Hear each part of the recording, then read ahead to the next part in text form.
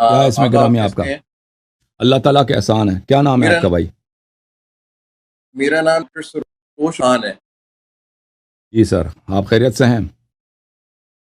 الحمدللہ بہت پروگرامس چل رہے ہیں. ماشاء میں آپ کو ایک ساتھ سے دیکھ رہا ہوں، آپ سے بہت کچھ سیکھا ہے. بہت سارے تھینک علماء یو. کا پہلے بھی مطالعہ کیا ہے، سے آئے ہیں، لیکن وہ باتیں کبھی نہیں پتہ چل سکیں جو آپ سے پتہ لگ رہی ہیں. تو یہ ہمارے حیران کرنے اور اللہ تعالیٰ کا ہم شکر بجا لاتے ہیں. میرے اللہ آپ کو کچھ عزت. کلیدی سوالات ہیں جی اور سر. کچھ ڈفرینٹ لیول کے سوالات ہیں، سوالات نہیں ہیں، لیکن ساری چیزیں کلیئر ہو جائیں گی. اچھا جی جی، پوچھ لیں. میرا پہلا سوال ہے میرا جی کہ اہل سنت میں اور اہل تشیع میں قسمت سے ان دونوں کے اندر قسمت کے درمیان فرق. دیکھیں، عصمت میں فرق کیا ہے، اب اس کی دلائل کیا ہیں، یہ الگ بات ہے. پہلی بات عصمت کے متعلق شیعہ اور مخالفین میں فرق کیا ہے. دیکھیں میرے محترم ناظرین، عصمت کے موضوع پر یہ ہے کہ عصمت کا مفہوم تو یہی ہے کہ ایک شخص گناہ نہیں کرتا، ٹھیک ہے نا. اب اس کے بعد وہ خطا بھی نہیں کرتا، خطا سے بھی معصوم ہے. یہ بھی اگر جو عصمت کے قائل ہیں وہ بھی اس کے قائل ہو سکتے ہیں. بھول نہیں ہو سکتی، سہو نہیں ہو سکتی، یہ بھی اس کے قائل ہو سکتے ہیں. اب شیعوں کا کیا عقیدہ ہے اس میں؟ شیعوں کا عقیدہ ہے یہ کہ تمام انبیاء معصوم تھے، یعنی انہوں نے گناہ نہیں کیا. انبیاء علیہم الصلوۃ والسلام سے کبھی کبھار بعض مسائل میں ترک اولا ہو سکتا ہے، یعنی وہ چیز جو ان کے لیے ریکمنڈڈ ہے اس کا کرنا ان کے لیے گناہ نہیں ہے، لیکن وہ ریکمنڈڈ ہے کہ وہ نہ کریں. دونوں بعض انبیاء نے اس کو ترک کی ہے. لیکن وہ انبیاء ہیں جن کا مرتبہ ہمارے نبی صلی اللہ علیہ وسلم سے بہت کمتر ہے. انبیاء علیہم الصلوۃ والسلام، شیعہ مذہب کی میں بات کر رہا ہوں، جو ہیں وہ گناہ نہیں کرتے، نہ نبوت سے پہلے، نہ بعثت سے پہلے، نہ بعثت کے بعد. کافر نہیں ہوتے انبیاء علیہم السلام. اور ہمارے رسول صلی اللہ علیہ وآلہ وسلم، وہ ان کی عصمت کا یہ مقام ہے کہ انہوں نے کبھی گناہ نہیں کیا، نہ نبوت سے پہلے نہ نبوت کے بعد. اور وہ خطا اور سہو سے بھی بری ہیں، خطا اور سہو سے بری ہیں. البتہ ایک بات ہے کہ اس کو اصحاء کہتے ہیں، وہ سہو نہیں، اصحاء ہے. حدیث میں یہ آیا ہے کہ نبی کریم صلی اللہ علیہ وآلہ وسلم سے اصحاء ہے، سہو نہیں ہے، اصحاء ہے. تو وہ متکلمین اس کو نہیں مانتے، لیکن متکلمین کی بات کی کوئی ویلیو نہیں ہے، کیونکہ وہ جب حدیث کے خلاف بات کریں تو ان کی بات کی کیا ویلیو ہے. اصحاء یہ ہے میرے محترم ناظرین کہ خود نبی صلی اللہ علیہ وسلم خطا نہیں کرتے، لیکن اللہ تعالیٰ اگر ان سے اختیار چھین لیا، ٹھیک ہے نا. نبی صلی اللہ علیہ وسلم نماز پڑھنا چاہتے ہیں، لیکن اللہ تعالیٰ، تاکہ لوگ یہ نہ کہیں کہ پیغمبر اللہ ہے، یہ پیغمبر خدا ہے، یا لوگوں کو یہ سمجھ آ جائے کہ نماز قضا ہو جائے تو اس کی حکم کیا ہے، تو اللہ تعالیٰ نبی صلی اللہ علیہ وسلم کو نیند سے نہ اٹھنے دیں. اس کا اپنا فعل نہیں، اللہ کا فعل ہے. ہمارے حدیث میں یہ ہے کہ اللہ نے اپنے نبی صلی اللہ علیہ وآلہ وسلم سے سہو کرایا ہے. یہ سہو نبی کا فعل نہیں تھا، یہ اللہ کا فعل تھا. یہ بھی گناہ بھی نہیں ہے، خطا، یہ کوئی معصیت نہیں ہے، لیکن سہو ہے. سہو، نبی صلی اللہ علیہ وسلم خود سہو سے معصوم ہے، لیکن اللہ نے ان کے ارادے پہ، ان کے اختیار پہ اللہ تعالیٰ نے کنٹرول کیا ہے، تصرف کیا ہے، اور ان سے نماز جو ہے، نماز فجر جو ہے ایک دفعہ ادا کروایا. تو یہ اللہ کا فعل ہے، نبی صلی اللہ علیہ وسلم کا فعل نہیں ہے. اور شیخ صدوق اسی کے قائل ہیں، اور یہ بڑا اچھا قول ہے. لیکن متکلمین ان کی بات کو نہیں سمجھتے. وہ سمجھتے ہیں کہ شیخ صدوق صاحب نبی صلی اللہ علیہ وسلم کے قائل ہیں، حالانکہ شیخ صدوق صاحب کے قائل نہیں ہے، اصحاء کے قائل. اچھا، یہ اس بات کو بہت سارے لوگ نہیں جانتے. تو لیکن بہرحال نبی صلی اللہ علیہ وسلم ساہو سے، نسیان سے اور کس سے محفوظ ہیں، معصوم ہیں گناہ سے. اسی طرح ائمہ طاہرین علیہم السلام معصوم ہیں. یہ شیعہ عقیدہ ہے. اس کے مقابلے میں مخالفین کا کیا عقیدہ ہے؟ مخالفین کا، اس میں جو جمہور کا جو عقیدہ ہے کہ انبیاء علیہم الصلوۃ والسلام نبوت سے پہلے، جمہور کا جو عقیدہ ہے، نبوت سے پہلے وہ کفر سے معصوم ہے. صرف کفر سے، گناہ سے نہیں، کفر سے. کافر کو اللہ نے کبھی نبی نہیں بنایا، اور یہ جمہور کا عقیدہ ہے، یعنی اکثریت کا، اشاعرہ اور ماتریدیہ کا. لیکن اہل حدیث جو ہیں، جیسے آپ کے احمد بن حنبل ہیں اور ابن تیمیہ ہیں، ان کا عقیدہ یہ ہے کہ نہیں، انبیاء علیہ السلام بعثت سے پہلے کفر سے بھی معصوم نہیں ہے. ہو سکتا ہے کہ ایک پیغمبر کیا ہو، کافر ہو، وہ کفر سے، اور انہوں بہت سارے نے کہا ہے کہ ہمارے نبی صلی اللہ علیہ وسلم نستجیر باللہ بعثت سے پہلے 40 سال کی عمر سے پہلے وہ نستجیر باللہ کافر تھے، خود ابن تیمیہ وغیرہ کا یہ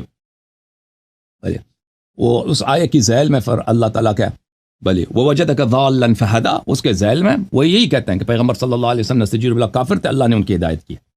اچھا، پھر انبیاء علیہ السلام کے متعلق بعثت کے بعد وہ کہتے ہیں کہ انبیاء علیہ السلام صغائر سے معصوم نہیں ہیں، صغائر صغیرہ ان سے ہو سکتا ہے، اور ان میں اختلاف ہے مخالفین میں۔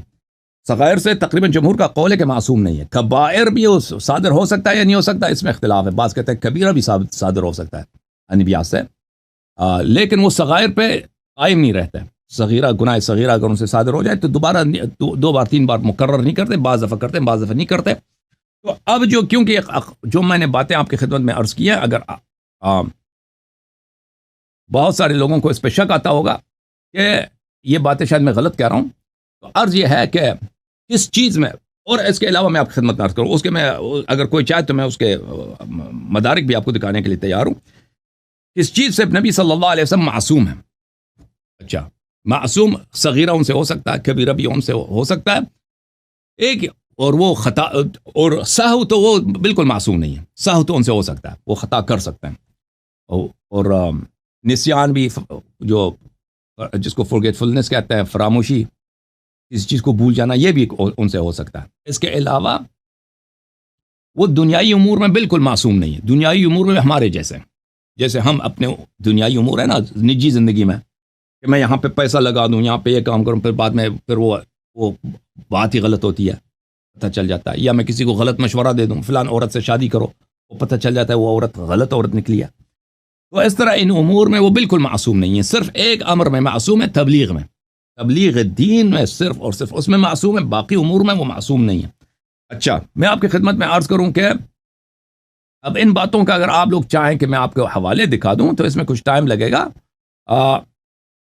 مثلا میں یہ کتاب الاربعین فی اصول الدین، تالیف فخر الرازی، محمد ابن عمر الرازی، یہاں پر یہ کتاب ازہر میں چھپی ہے، یہاں پہ سنہ 1986 میں چھپی ہے، عصمت الانبیاء علیہم السلام، انبیاء کی عصمت۔ یہاں پہ بہت سارے اقوال ہیں۔ پہلا جو قول ہے وہ حشویہ کا، احمد بن حنبل اور ابن تیمیہ کا قول ہے، وہ انه يجوز عليهم الاقدام على الكبائر والصغائر۔ کیا کہتے ہیں؟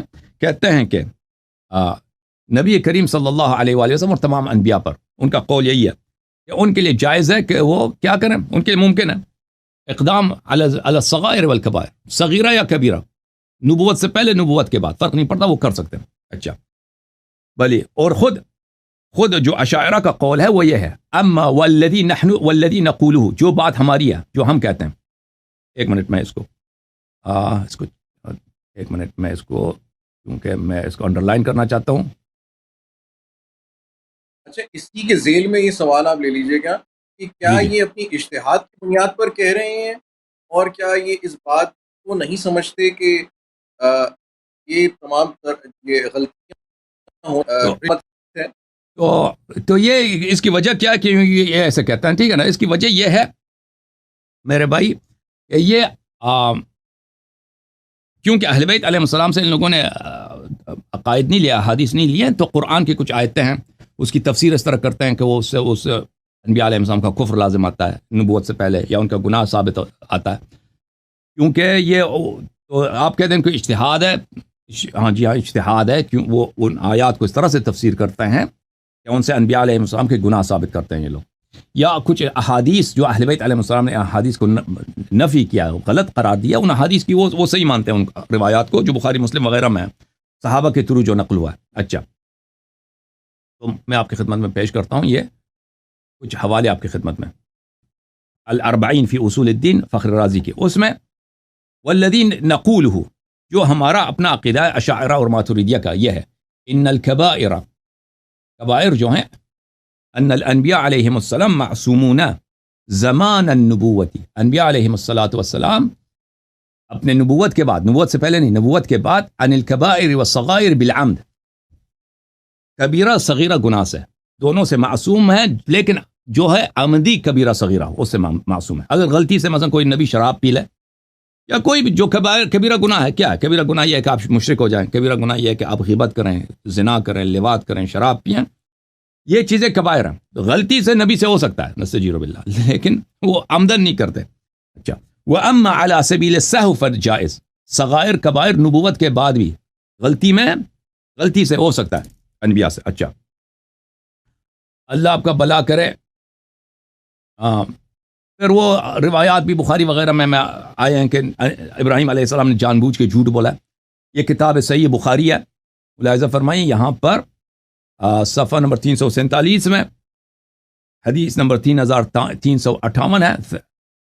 لم یکذب ابراہیم الا 3 کذبات. ابراہیم علیہ السلام نے 3 دفعہ جھوٹ بولے. اب یہ اس کے علماء کہتے ہیں کہ یہ توریہ تھا. ان کے اپنے کتاب میں، یہی بخاری میں باب ہے اس میں روز قیامت کی شفاعت میں. ابراہیم علیہ السلام کہیں گے کہ میں شفاعت نہیں کر سکتا کیونکہ میں نے 3 دفعہ جھوٹ بولا ہے. وہ توریہ نہیں تھا. وہ خود بخوبی ثابت کرتا ہے کہ وہ توریہ نہیں تھا، وہ جھوٹ تھا. اچھا، یہ دیکھیں یہ کتاب الروضۃ البہیہ فی ما بین الاشاعرہ والماتریدیہ، تالیف ابی عتبہ. اس میں یہاں پہ فرماتے ہیں صفحہ نمبر 57 میں والحشویۃ جوزوا الاقدام علی الکبائر بعد الوحی. احمد ابن حنبل، ابن تیمیہ، ان لوگوں کا جو گروہ ہے محدثین کا، یہ کہتے ہیں کہ انبیاء علیہ السلام بعثت کے بعد بھی کبائر انجام دے سکتے ہیں. اچھا، آپ کی خدمت میں عرض کریں کہ مجموعۃ الفتاوی میں آپ کو دکھاؤں گا. ابن تیمیہ کہتا ہے نبی صلی اللہ علیہ وسلم پہلے کافر تھے، نستجیر باللہ. تو پھر کرائیٹیریا کیا ہوا نبی بنانے کا؟ عرض یہی، وہ جواب دینا نہیں، ہمارا تو مذہب نہیں، وہ جواب نہیں دے سکتے ان سوالوں کا. یہ تفسیر و آیات اشکلت ابن تیمیہ الحرانی، یہ ابن تیمیہ کی کتاب ہے مشکل آیات کی تفسیر. یہ جلد نمبر 1، چھپی ہے سنہ 1996 میں. یہاں پہ ملاحظہ فرمائیے صفحہ نمبر 178 میں اس فصل میں کہتے ہیں کہ بعض لوگ کہتے ہیں کہ وَأَمَّا قَوْلُهُمْ إِنَّ شُعَيْبًا وَالرُّسُلَ مَا كَانُوا فِي مِلَّتِهِمْ قَطْ وَهِيَ مِلَّةُ الْكُفْرِ هذا فِيهِ نِزَاعٌ مشہور. کہتے ہیں کہ کیا شعیب علیہ السلام نبی بننے سے پہلے کافر تھے یا کافر نہیں تھے؟ کہتے ہیں یہ اختلافی مسئلہ ہے. اچھا، اختلافی مسئلہ. پھر کیا ہے؟ وَالَّذِي عَلَيْهِ نُظَّارُ أَهْلِ السُّنَّةِ أَنَّهُ لَيْسَ فِي الْعَقْلِ مَا يَمْنَعُ ذَلِكَ. کہتے ہیں کہ جو ہمارا محققین کا نظریہ یہی ہے کہ اس میں کوئی معنی نہیں ہے کہ نبوت سے پہلے شعیب علیہ السلام کافر تھے. اچھا، پھر کیا کہتے ہیں؟ قال البغوی، کہتے ہیں وہ بغوی کا قول نقل کرتے ہیں کہ انبیاء علیہ السلام كانوا مؤمنین قبل الوحی وكان النبی صلی اللہ علیہ وآلہ يعبد اللہ قبل الوحی علی دین ابراہیم ولم تبین له شرائع دینہ. کہتے ہیں بغوی نے کہا ہے کہ ہمارے نبی صلی اللہ علیہ وآلہ وسلم حضرت ابراہیم علیہ السلام کی شریعت پہ تھے، ابھی تک ان کی اپنی شریعت نہیں تھی. اچھا، ہمارے مذہب میں یہ نہیں ہے، میں آپ کو دکھاؤں گا. کہتے ہیں قلت وقول هذا يناقض ما ذكره في قوله تعالى ووجدك ضالا فهدى. کہتے ہیں یہ بغوی کا قول کہ نبی کریم صلی اللہ علیہ وآلہ وسلم بعثت سے پہلے مسلمان تھے، یہ قرآن کے خلاف ہے. کون کہتا ہے؟ ابن تیمیہ کہتا ہے بغوی جو معالم السنہ، مسعود ابن حسین بغوی، ٹھیک ہے نا، اس کی کتاب معالم السنہ، اس نے جو کہا کہ نبی کریم صلی اللہ علیہ وآلہ وسلم بعثت سے پہلے مسلمان تھے ابراہیم علیہ السلام کی شریعت پر، یہ باطل، یہ قرآن کے خلاف ہے. کیونکہ اللہ تعالیٰ نے سورہ قلم میں ظاہر نا وجدک ضالا فہدا، اللہ تعالیٰ کہتا ہے کہ الم یجدک یتیما فآوی وجدک ضالا فہدا، میں نے تجھے گمراہ پایا. وہ اس کا ترجمہ اس طرح کرتا ہے، میں نے تجھے گمراہ پایا اور میں نے تیری ہدایت کی ہے. قرآن واضح طور پہ کہہ رہا ہے کہ نبی صلی اللہ علیہ وسلم ضال تھے. اہل بیت علیہ السلام نے اس آیت کی اس طرح تفسیر فرمائی ہے ووجدک ضالا. ضال کا مطلب گمراہ نہیں ہے، ضال کا مطلب ہے ایک ایسا گم شدہ جس کا حق کوئی نہ پہچانتا ہو. نبی کریم صلی اللہ علیہ وسلم ہیرا تھے. نبی کریم صلی اللہ علیہ وسلم ایک ایسا اللہ تعالیٰ کا ذخیرہ تھا کہ لوگ اس کو نہیں جانتے تھے، اس کو ان کی قدر نہیں جانتے تھے. وہ گم شدہ تھے. گم شدہ کن معنوں میں؟ نہیں کہ گمراہ تھے، گم شدہ اس لیے کہ ایک ایسا ہیرا ہے، ایک ایسا سرمایہ ہے، ایک ایسا ذخیرہ ہے کہ اللہ نے اس جیسا نور خلق ہی نہیں کیا، لیکن اس کے لوگ ان کی قدر نہیں جانتے. فہدا، تو اللہ تعالیٰ نے لوگوں کی ہدایت کی کہ اس نبی صلی اللہ علیہ وسلم کی قدر کو جانو، یہ پیغمبر ہیں. تو کچھ لوگ ایمان لائے، ٹھیک ہے نا. شیعوں کے نزدیک اہل بیت علیہ السلام کے کلام میں اس آیت کا یہ ترجمہ ہے جن لوگوں نے اہل بیت علیہ السلام سے وہ دین نہیں لیا تو وہ کیا ترجمہ کرتے ہیں؟ وہ وجہ تھا ضالن فہدا، اللہ نے تجھے گمراہ پایا تو نبی گمراہ تھے. جو ابراہیم علیہ السلام کی شریعت میں ہو، شریعت پر ہو، تو وہ تو گمراہ نہیں ہوتا، وہ تو مومن ہے. اس لیے نبی کریم صلی اللہ علیہ وسلم نستجیر باللہ مسلمان نہیں تھے. پھر اللہ نے ان کی ہدایت کی. قال ومعنى الآیت، ابن تیمیہ فرماتے ہیں ووجدک ضالا عما انت علیہ اليوم بعد 40 سنہ. مطلب یہ ہے کہ نبی کریم صلی اللہ علیہ وسلم 40 سال کے بعد ان کو جو ہدایت ملی اس ہدایت پہ نہیں تھے. اچھا، پھر وہ روایت کرتے ہیں قلت وقد روى ابن ابی حاتم حدثني عبد الله ابن ابی بکر عن عثمان ابن فلان عن فلان عن جبیر ابن مطعم قال رأيت رسول اللہ صلی اللہ علیہ وآلہ وهو على دین قومه. ایک صحابی نے بھی کہا میں نے پیغمبر صلی اللہ علیہ وسلم کو دیکھا تھا وہ اپنے قوم کے دین پہ تھے، یعنی قریش کے جو مشرک تھے نا، بتوں کی پوجا کرتے، اسی دین کی اتباع کرتے تھے. نستجیر باللہ. صحابہ کا بھی حدیث میں لے کے آئے وہ واقف على بعیر له بعرفات بین قوم يدفع مع الناس توفیقا من اللہ له. اور وہ جو تھے عرفات میں تھے، لوگوں کے ساتھ وہ بتوں کی پوجا کرنا چاہتے تھے، لیکن وہ اس کو فرصت نہیں ملتا تھا کہ یہ بتوں کی پوجا کریں. وہ ان کی دین پہ تھا، لیکن ان کو یہ چانس نہیں ملتا تھا کہ بتوں کے سامنے جا کے سجدہ کریں، کچھ ایسے حرکات کریں، نماز پڑھیں جو بتوں کے لیے. اللہ نے اس کو منع کرتا ہے، لیکن وہ تب مشرک. نستجیر باللہ. صحابی نے بھی نقل کیا. پھر وہ ابن تیمیہ کہتے ہیں قال ابو بکر بن الطیب وقال كثير منهم من اصحابنا من اهل الحق انه لا تمتنع من بعثة من كان كافرا او مصیبا للکبائر قبل بعثته. کہتے ہیں ابو بکر بن طیب نے فرمایا کہ، اور ہمارے بہت سارے علماء فرماتے ہیں کہ اللہ کافر کو نبی بنا دے، یا ایک شخص جو فاسق ہے، کبائر انجام دیتا ہے، شرابی ہے، زنا کرتا ہے، اس کو نبی بنا دے. ٹھیک ہے نا، یہ ہو سکتا ہے. پھر ابن تیمیہ کہتے ہیں ولا شیء عندنا يمنع من ذلك على ما نبين. کہتے ہیں اس کی کوئی معنی نہیں ہے. اچھا، تو یہاں پہ واضح طور پہ ابن تیمیہ نے نبی کریم صلی اللہ علیہ وسلم کی تکفیر کی ہے. اچھا، اور اس کے علاوہ آپ کی خدمت میں عرض کریں تو ابھی شرح مقاصد میں بھی، شرح مواقف دونوں میں بھی یہی ہے کہ انبیاء علیہم الصلاۃ والسلام صغائروں سے صادر ہو سکتی ہے، کبائر پہ بھی ہو سکتی، کبائر پہ اس پہ اختلاف کیا ان لوگوں نے. صغائروں سے صادر تو ہو سکتی ہے بعثت کے بعد بھی، لیکن اس پہ وہ قائم نہیں رہتے. اچھا، ابھی آپ نے کہا کہ یہ عصمت کس بات سے ہوتی ہے. دیکھیں، عصمت یہ ہوتی ہے کہ اللہ تعالیٰ، یہ اس طرح نہیں ہے کہ نبی یا امام صلوات اللہ علیہم یہ جو ہیں یہ ان کا اختیار نہیں ہے، ان کا اختیار ہے. مثلا وہ اپنے اختیار سے نماز پڑھتے ہیں، تہجد پڑھتے ہیں تو اختیار سے، روزہ رکھتے ہیں تو اختیار سے. اس طرح نہیں کہ وہ روباٹ ہیں. جیسے ایک روباٹ ہے نا، وہ اس کو آپ پروگرام کر دیں، پروگرام کرتے ہیں کہ وہ وہی جو آپ نے پروگرام، اس کی اپنی اختیار نہیں ہے. روباٹ وہی کام کرتا ہے جو اس کو پروگرامر نے اس کو پروگرام میں ڈال دیا ہے.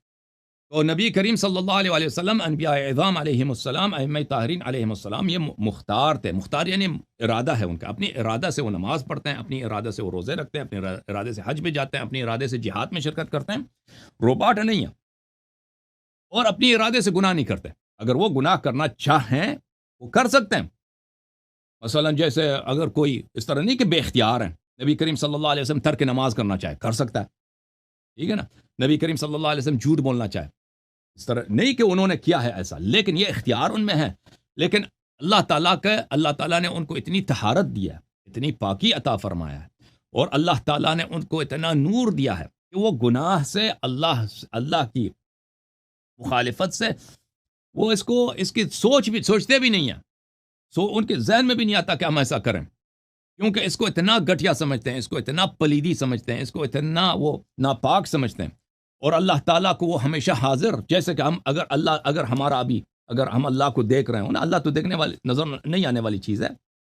رسول پاک صلی اللہ علیہ وسلم نے ابو ذر سے فرمایا یا ابا ذر اتق اللہ کأنک تراہ فإنک ان لم تکن تراہ فإنہ یراک. اے ابو ذر، اللہ تعالیٰ سے اس طرح ڈر جیسے کہ تو اللہ کو دیکھ رہا ہے، جیسے کہ ابھی اللہ کو دیکھ رہا ہے. اگر تو اسے نہیں دیکھ رہا تو اللہ تجھے دیکھ رہا ہے. ٹھیک ہے نا. رسول پاک صلی اللہ علیہ وسلم اللہ سے سیدھا ڈرتے تھے جیسے وہ اللہ کو سامنے دیکھ رہے ہیں، اور وہ اللہ کو ہمیشہ حاضر و ناظر سمجھتا ہے، اللہ کی یاد سے غافل نہیں ہوتا. تو وہ کیسے پھر گناہ کا سوچ بھی سکتا ہے. ٹھیک ہے نا. پھر وہ اللہ نے ان کو جو پاکی و طہارت دی ہے، جو نماز میں، عبادت الہی میں، اللہ کے قرب میں جو ان کو لذت ہوتی ہے، وہ تو اللہ تعالیٰ ان کو پتہ ہے کہ گناہ پلیدی ہے، گناہ ناپاکی ہے، گناہ جو ہے نجاست ہے، رجس ہے، گناہ میل ہے، تو میل کی طرف کون انسان، عاقل انسان میل کی طرف جاتا ہے؟ نہیں جاتا. تو اللہ نے جو ان اچھا کو نور یہ دیا تو ہے، جو بتاتے تو کہ معرفت دیا رزق ہے، کی جو ہاں، ہے نور اور معرفت کی یہ بدولت وہ گناہ کا نہیں سوچتے. جی سر. میں یہ کہہ رہا تھا، اب اس پر بھی آ کر بحث ہونی شروع ہو جاتی ہے کہ کوئی چیز جب تک شرن رچ ثابت نہ ہو جائے تب تک وہ رچ کیسے ہے؟ یعنی کہ اگر کوئی احکام شریعت کا آیا ہی نہیں تو برا کیسے ہے؟ یہ بہت تو سارے اہل سنت ہاں، کے اندر یہ آرگیومنٹ کی جاتی ہے. ایک منٹ میں آپ کی خدمت میں وہ جواب دے دوں اس کا. اوکے، ایک منٹ معاف کیجیے گا.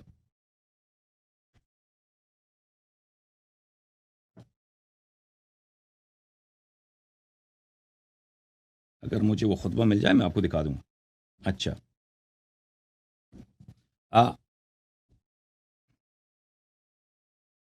تو نبی کریم صلی اللہ علیہ وآلہ وسلم، وہ بات آپ کی صحیح ہے، اگر تکلیف نہیں ہے، اگر اللہ کی جانب سے کوئی چیز حرام نہیں ہے تو اس کو کرنے کی وجوب نہیں ہے. آپ مثلا ابھی اگر ہم اس زمانے میں ہوتے ہیں، ابھی فرض کریں نماز واجب نہیں ہے، تو ترک نماز تو کوئی گناہ نہیں، اگر نماز ہی نہیں ہے اللہ کی جانب سے. وہ بات آپ کی صحیح ہے. ایک منٹ،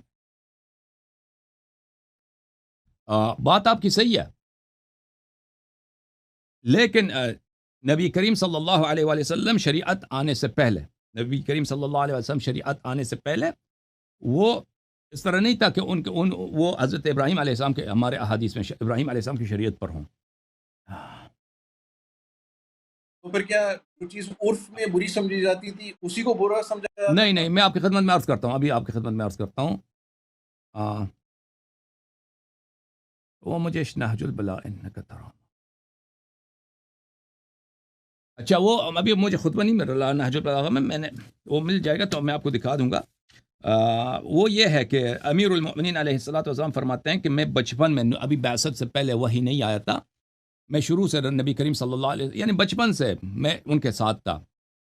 یعنی جب ان کی پیدائش ہوئی تھی اسی وقت سے، کیونکہ یہ کہ گھر میں رہتے تھے، ان کے بڑے بھائی کی حیثیت سے تھے وہ. نبی کریم صلی اللہ علیہ وسلم نے ان کا جو جھولا بھی تھا وہ اپنے بستر کے ساتھ لگاتے تھے، وہ خود ہی لاتے تھے ان کو. غذا بھی، وہ کھانا بھی جو ہے وہ خود بچے کو خود کھلاتے تھے نبی کریم صلی اللہ علیہ وآلہ وسلم. تو وہ فرماتے ہیں کہ جب میں چلنے لگا تو میں ان کے ساتھ چلتا تھا. ابھی وہ مکے کے پہاڑیوں پہ جاتے تھے عبادت کے لیے، تو میں ان کے ساتھ چلتا تھا. تو وہ امیر المؤمنین علیہ السلام نے فرمایا کہ بچپن سے ایک فرشتہ پیغمبر صلی اللہ علیہ وسلم کے ساتھ تھا، ان کے بچپن سے. اور وہ فرشتہ نبی کریم صلی اللہ علیہ وسلم کو اللہ کی جانب سے اچھی باتیں بتاتا تھا، یہ اس طرح کرنی چاہیے، اس طرح کرنی چاہیے، اس طرح کرنی چاہیے. تو یہ نبوت کا مطلب ہی یہی ہے. نبوت کا مطلب ہی یہی ہے کہ اللہ کی جانب سے اگر کسی شخص کے پاس ایک فرشتہ ہے تو اس کو بتاتا ہے کہ یہ کرو یا یہ نہ کرو.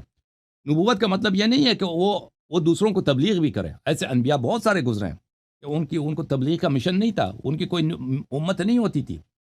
ٹھیک ہے نا. نبی کریم صلی اللہ علیہ وسلم بعثت سے پہلے بچپن ہی سے ان کے ساتھ ایک فرشتہ تھا جو ان کو بتاتا تھا کہ یہ کرنی چاہیے، یہ کرنی چاہیے، یہ کرنی چاہیے. تو وہی جو اللہ کی جانب سے وہ فرشتہ ان کو بتاتا تھا وہ فرماتے تھے. اب اور وہ اللہ کی عبادت بھی کرتے تھے. امیر المؤمنین علیہ السلام فرماتے تھے میں ان کے ساتھ جاتا تھا غار حرا میں، اور وہ اللہ کی عبادت وہاں پہ کرتے تھے. اور جب وہی پہلی دفعہ آئی، جبرائیل علیہ السلام پہلی دفعہ وہ لے کے آئے ہیں، بسم اللہ الرحمن الرحیم، اقرأ بسم ربک الذی خلق. تو میں نے سنا ہے، مجھے خوب سنائی دیا. پھر اسی وقت میں نے شیطان کی بہت دردناک چیخ سنی ہے، ایک بہت ہی دردناک چیخ آئی ہے، وہ جیسے اس کو قتل کیا جا رہا ہے، درد کے ساتھ اس نے شیطان نے چیخ مارا. تو میں نے اس وقت پیغمبر صلی اللہ علیہ وسلم سے پوچھا تھا یہ کیا ہے، تو رسول پاک صلی اللہ علیہ وسلم نے فرمایا یہ ابلیس ملعون کی چیخ تھی، کیونکہ مجھے نبوت ملی ہے، کیونکہ مجھے بعثت ملی ہے. اب اللہ تعالیٰ نے مجھے حکم دیا ہے کہ میں لوگوں کو اللہ کی طرف بلاؤں، تو اس کی جو ہے اس کو درد ہوا ہے، وہ چیخ رہا ہے. اور آپ وہی دیکھتے ہیں جو میں دیکھتا ہوں، اور آپ سنتے ہیں وہی جو میں سنتا ہوں، لیکن آپ نبی نہیں ہیں.